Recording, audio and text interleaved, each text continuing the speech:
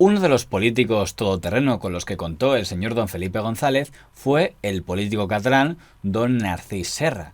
En las primeras elecciones municipales democráticas, en 1979, el señor Narcís Serra fue candidato del PSC-PSOE a la alcaldía de Barcelona, obteniendo la mayoría y siendo por tanto el primer alcalde democrático de Barcelona. Cuando don Felipe González ganó las elecciones de 1982, decidió que ese alcalde de Barcelona, el señor Serra, pasara a ser ministro de Defensa.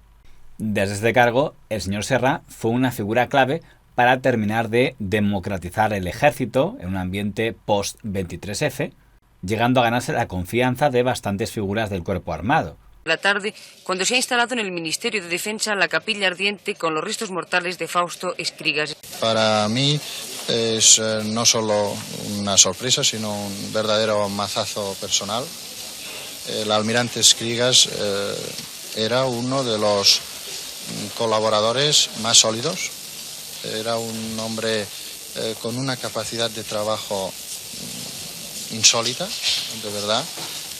Como secretario de la Junta de Defensa Nacional había empujado, y director general de Política de Defensa, el Plan de Defensa Nacional, que está viendo en estos momentos el Consejo de Ministros. Personalmente era un gran hombre, era una persona leal, abierta, era una buena persona. Reforzó al jefe del CSIC, el general Manglano, durante cuyo mandato se consiguieron desarticular varios intentos de golpe de Estado. Defendió que hubiera máxima cautela con el tema de los indultos a los miembros de la UMD, que era un tema muy espinoso dentro del ejército. Unas palabras de Narcís Serra en las que descartó su reingreso en el ejército y consideró que era un problema de absoluta minucia. Lo que me pareció ofensivo era para el concepto de la democracia, porque dijo, si no lo he rectificado, creo que no, que lo que habíamos hecho era igualmente condenable, aunque hubiera sido en la dictadura, que ahora, porque era dentro del ejército y que por tanto él lo hubiera castigado en cualquier caso. Y aceptó el indulto al general Armada en 1988. Insisto en cuál va a ser la actitud del gobierno. La actitud de cualquier gobierno democrático frente al Poder Judicial, que es la de esperar a que libremente el Poder Judicial entienda el caso y resuelva como poder independiente. Y el Ejecutivo lo que hará es aceptar, evidentemente, y acatar y cumplir lo que decidan los tribunales. En este caso concreto hay una solicitud de libertad condicional que ya veremos. No hagamos juicios de valor, señoría, que es lo que dice el Tribunal Supremo. Pero aquí sí que debo decirle, el Ejecutivo no puede hacer otra cosa que dejar que libremente el Poder Judicial entienda de los asuntos que los particulares le someten. Uno de los puntos más delicados que le tocó tratar al señor Serra fue la plena integración de España en la Alianza Atlántica, en la OTAN, y le tocó afrontar fuertes debates parlamentarios por el tema de la presencia de España en la OTAN frente a la derecha. La derecha que en el pasado había sido pro-OTAN, pero durante el gobierno de don Felipe González pasó a criticar a la OTAN a la vez que el PSOE había pasado de criticarla a defenderla. ¿España participa en el grupo de planes nucleares de la OTAN? España participa en el grupo de planes nucleares desde su adhesión a la Alianza Atlántica y es criterio del Gobierno que continúe su participación en este órgano de trabajo. ¿Es criterio del Gobierno que España participe en el Comité de Planes de Defensa de la OTAN?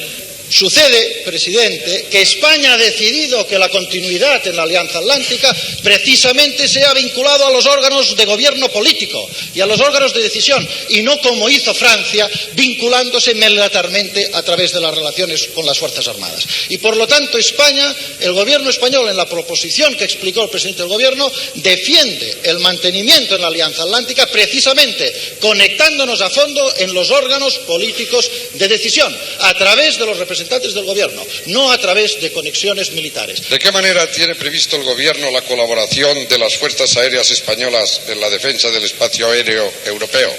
La mejor aportación que puede hacer España a la defensa aérea europea continúa siendo la defensa de nuestro espacio aéreo. Que la defensa de nuestro espacio aéreo se puede potenciar y se potenciará, y de hecho está potenciada en este momento y de forma importantísima, con los acuerdos con los países fronterizos, en este caso Francia y Portugal, para integrar nuestros esquemas de alerta y de defensa avanzada. ¿Por qué no envía el gobierno español el plan estratégico conjunto? ¿Se entiende esta Cámara? Que el gobierno no va a mandar el plan estratégico conjunto al Congreso para su debate por sentido de la responsabilidad, dado el carácter de materia clasificada de este documento. Ningún país europeo, absolutamente ningún país europeo, manda a su Parlamento el plan estratégico conjunto para que sea debatido. Ninguno. Y es más, quiero afirmarle que a cualquier profesional de temas de defensa o de las Fuerzas Armadas español o de cualquier país europeo, la afirmación que se hizo en esta tribuna de esgrimir el plan estratégico conjunto como necesidad antes del debate del referéndum hace enrojecer a cualquier profesional que sabe perfectamente que el plan estratégico conjunto no tiene nada que ver con la opción de vinculación española en la Alianza Atlántica, que es un tema ligado con la vinculación de España a Europa en todas sus dimensiones. ¿A qué presupuesto de la OTAN va a contribuir el Gobierno de España una vez finalizado el proceso en el que estamos inmersos? Es evidente que España contribuye y va a seguir contribuyendo al presupuesto civil de la Alianza Atlántica. Ello no excluye que haya otras aportaciones que se discutirán puntualmente en caso de que estas aportaciones redunden en algún programa que sea de interés para la defensa de España.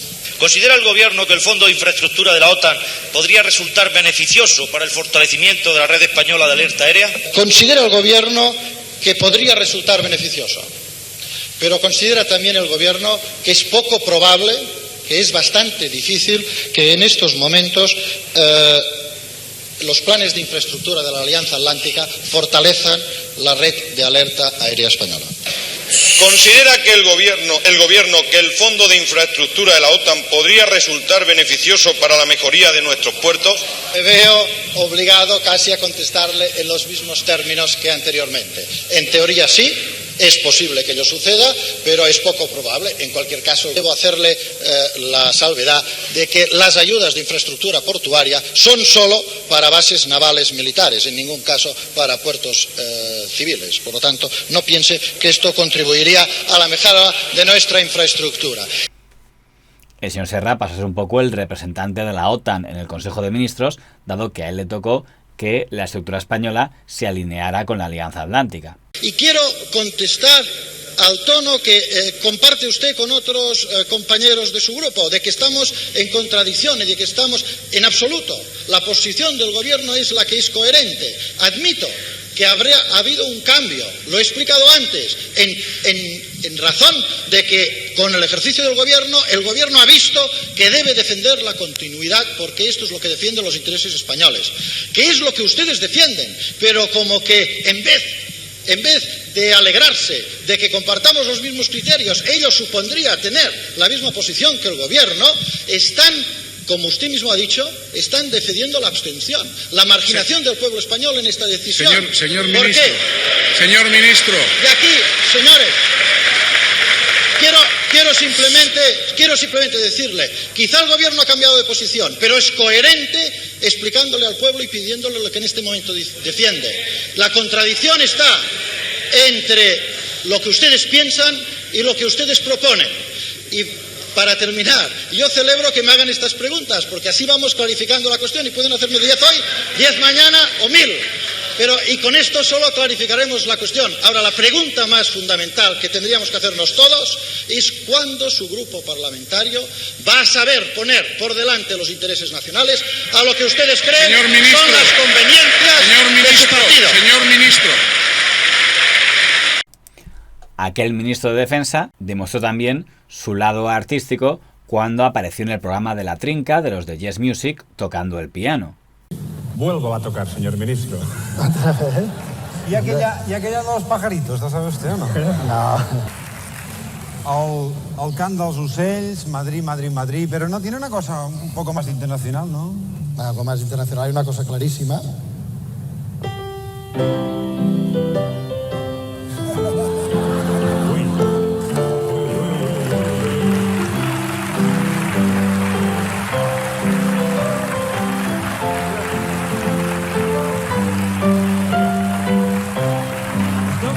Luego habría un debate porque se había instalado un piano en el propio Ministerio de Defensa.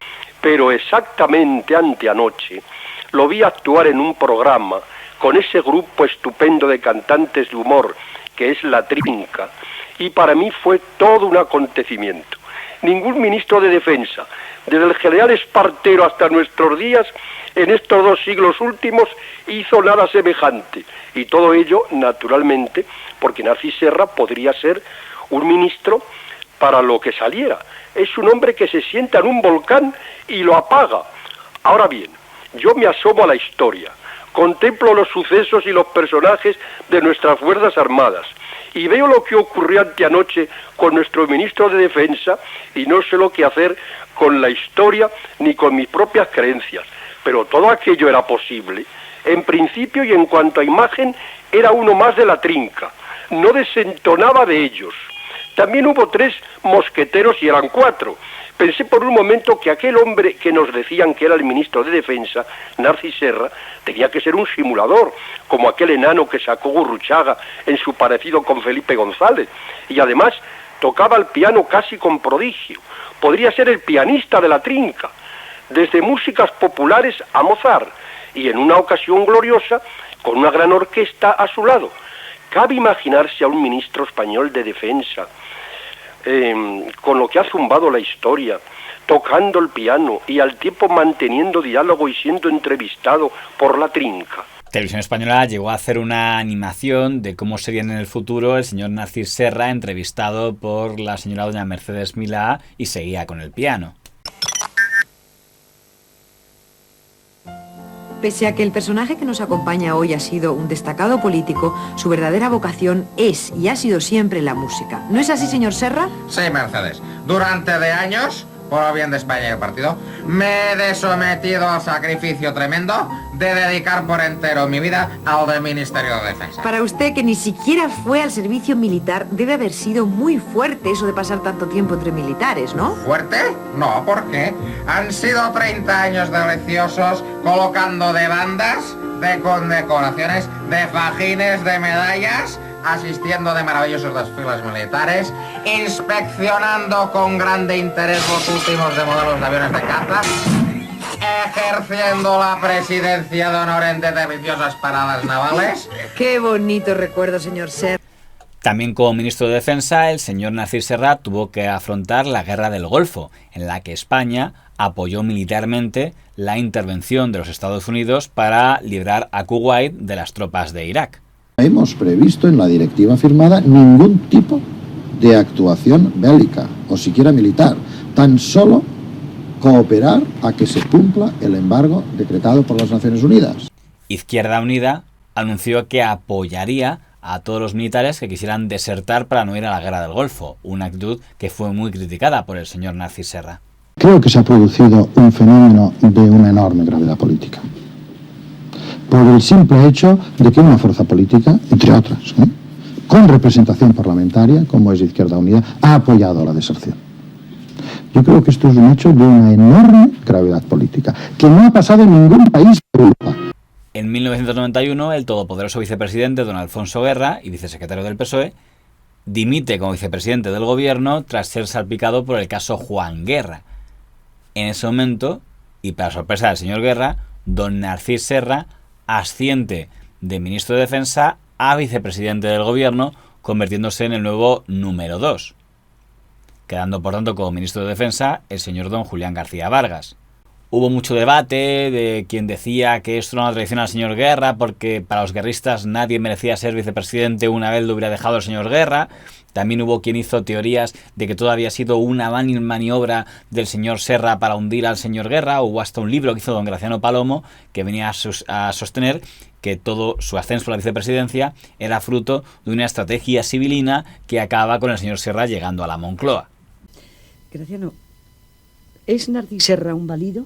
Sí, el válido en la historia española es aquel que se adueña de la voluntad del rey, en este caso del rey Felipe González, y el que ejerce el gobierno en la práctica. Creo que es un gran válido en ese sentido. Hace meses que gobierna, que está en la cocina, cocina y sirve los platos, y que es un enorme desconocido para la sociedad española. Creo que eres una de las pocas personas que le conoce por su etapa de alcalde. Es, yo creo, un enorme desconocido y que es mucho más interesante como persona y como político de lo que aparece. Absolutamente.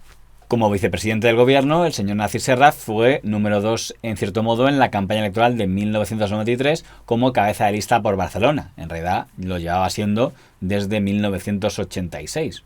Y creemos que lo primero que hay que decir es que se ha producido una elevada participación, 8 puntos más que en las últimas elecciones generales, y que hay que considerar este hecho como un hecho positivo para la democracia, como un triunfo de la democracia. Los españoles han decidido participar en la decisión sobre cuál es el gobierno que vamos a tener a partir del 6 de junio. Y ese incremento de interés en la participación es sin duda un hecho positivo a la hora de valorar la salud de nuestra democracia. Una pregunta obvia, ¿satisfacción ante estos resultados que no se esperaban? 2 cosas, satisfacción y agradecimiento. Satisfacción porque los españoles vuelven a darnos su confianza, agradecimiento porque que por 4ª vez desde el 82 lo hagan es realmente inusual, hay que corresponder. Pero después de esas elecciones comenzó una etapa de estallidos sistemáticos de escándalos, incluyendo el caso Filesa, que afectaba a la financiación del PSOE, el caso Roldán y todo lo que tenía que ver con los fondos reservados que afectaban al Ministerio del Interior, o el caso Gal, que afectaba a las llamadas cloacas del Estado.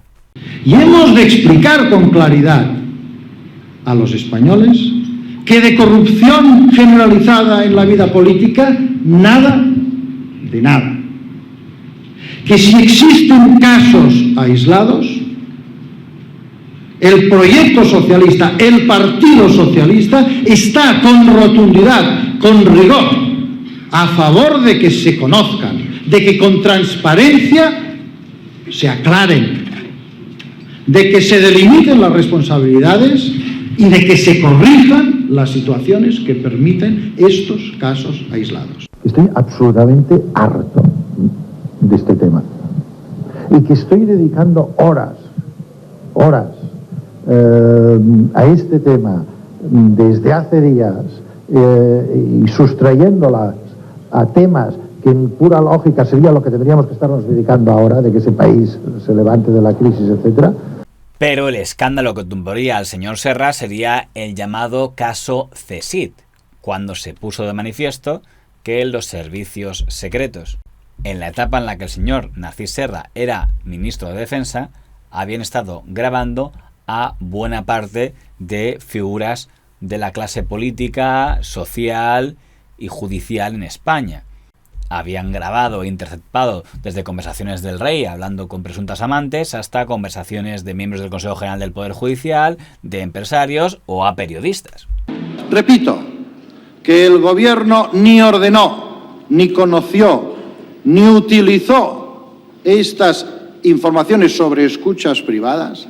Repito, que el director del CSIC no conocía que había uno o algunos elementos que las grababan y que las almacenaban, y que estas cintas precisamente fueron grabadas desoyendo las instrucciones, vulnerando la normativa del centro, y fueron almacenadas a espaldas del director y de la normativa.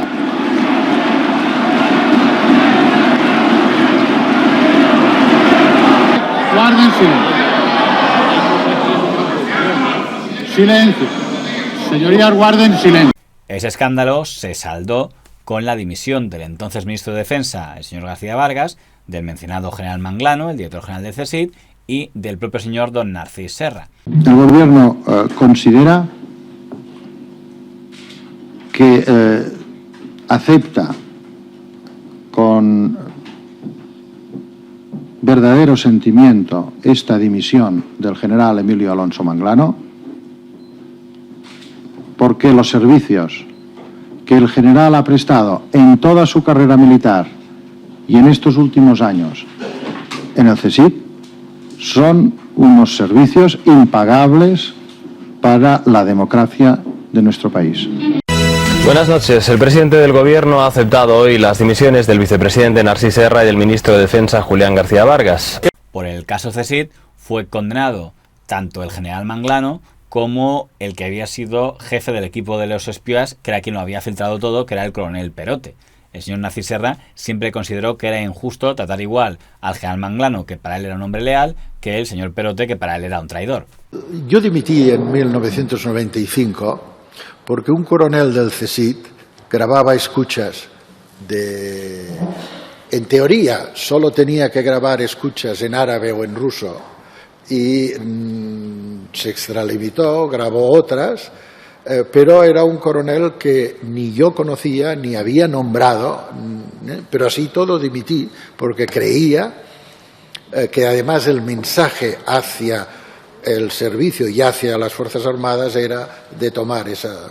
Estoy orgulloso de eso. No se ha producido otra dimisión de esa dignidad en el seno de cualquier otro de los gobiernos que han sucedido en un caso como este. El señor Serra también fue investigado por el caso Kroll, una investigación que se había hecho desde los servicios secretos del Estado al señor don Mario Conde, pero al final quedó exonerado de aquella causa. No voy a hacer ningún comentario que incremente la cortina de humo que quiere extender don Luis Roldán en relación a sus propias responsabilidades. No se retiró de la política porque después de dimitir como vicepresidente del gobierno fue nombrado primer secretario del PSC, es decir, líder de los socialistas catalanes, aunque no candidato del PSC a la presidencia de la Generalitat. De hecho, siendo el señor Serra primer secretario, es cuando se designa al señor Pascual Maragall, su sucesor en la alcaldía de Barcelona, para que sea el candidato a la presidencia de la Generalitat en las elecciones de 1999. Elecciones en las que, aunque el señor Narcís Serra es el primer secretario del PSC, está bastante escondido porque lleva todo el protagonismo el señor Maragall. Hay que decir que en ese momento el PSC afronta muy duramente el caso Filesa, porque aunque el caso Filesa era un tema que afectaba a las finanzas del partido en la etapa en la que lo controlaban los guerristas, una de las principales figuras implicadas en el caso Filesa era el senador don Josep María Sala, que era uno de los hombres fuertes del PSC, de hecho era el gran pacificador entre los sectores del PSC, y fue condenado. Claro, democráticamente le he dicho al compañero de Sala que tiene que comerse el de marrón, y claro, él no le quiere. Y democráticamente yo le insisto, y él también te insiste que no. Y democráticamente, con convicción, yo pierdo y él gana. Porque los socialistas estamos unidos. En el año 2000 se producen las elecciones generales en las que arrasa don José María Aznar y se hunden los socialistas, y después de aquella derrota electoral, el señor Narcís Serra es el primero en decir que hace falta una renovación en el PSOE y que los pesos pesados tienen que irse, y por lo tanto dimite como primer secretario del PSC. Tampoco se retira del todo de la política si se considera la política las cajas de ahorros, porque en ese momento se ponen de acuerdo varios políticos a que el señor Narcís Serra sea designado presidente de Caixa Catalunya. La independencia política de una institución de ahorros es un tema fundamental, imprescindible. Pero creo que aquí no habrá ningún problema. He actuado demasiado en política en mi vida como para no saber cómo hay que llevar despolitizadamente una institución. No confundir con la Caixa, era otra caja de ahorros de Cataluña, que a diferencia de la Caixa acabó hundida cuando se produjo la crisis del año 2010-2011. Es más, se consideró que la política de sueldos que tenían los consejeros de Caixa Catalunya podía ser administración desleal, por lo que la Fiscalía le llegó a pedir 2 años de cárcel, aunque al final quedó absuelto en aquel juicio. De tal modo que en el primer semestre del 2010, el último de mi presidencia, ambos ejecutivos no percibieron retribución variable al no alcanzar los objetivos fijados previamente. Aún así, como ustedes probablemente saben, el fiscal anticorrupción ha considerado esta medida como un delito de administración desleal y solicita 2 años de prisión por ello. Quiero hacer constar que en el mismo consejo en el que se determinó este salario, el Consejo acordó la congelación de las retribuciones de todos los miembros de los órganos de gobierno, consejeros, comisión de control, asamblea, etc. El señor Serra queda por tanto en la historia como un político que fue tocado muchas veces pero nunca derribado del todo. Aunque si buscó ser presidente del gobierno o presidente de la Generalitat de Catalunya, no consiguió ninguna de las dos cosas. El moment en què la pren convé que repassem els enormes serveis que la corona i el rei Joan Carles ha fet a tots els espanyols, i ara el que hem de demanar a les institucions és que el canvi es produeixi amb normalitat. Si algún día escribe sus memorias, será bastante interesante saber qué lectura hace él de todos los escándalos que pasaron muy cerca de donde estaba él situado. ¡Rompan filas! ¡Soy libre! ¡Yuhu! Señores, disculpen. Son los problemas del directo. Ustedes ya saben. ¿Qué pasa, Maca? ¿Que no te gusta? ¿No te lo agradece el de Body? Bueno, yo realmente soy una profesional seria, la verdad. No sé qué decir. ¡Grita conmigo! ¡Yuhu! ¡Yuhu! ¡Eso es! Y ahora los dedos. ¡Ótate no! ¡Bases de fuera! ¡Ótate no! ¡Bases de fuera! Pero señor Serra. ¡Chicho! Tía, llámame Chicho. Y con esta inesperada alegría nos despedimos de ustedes. Les espero el martes que viene con... Ya veremos. Buenas noches. ¡Yuhu! ¡Mejor que un de lanza de llamas, baby! ¡Yuhu!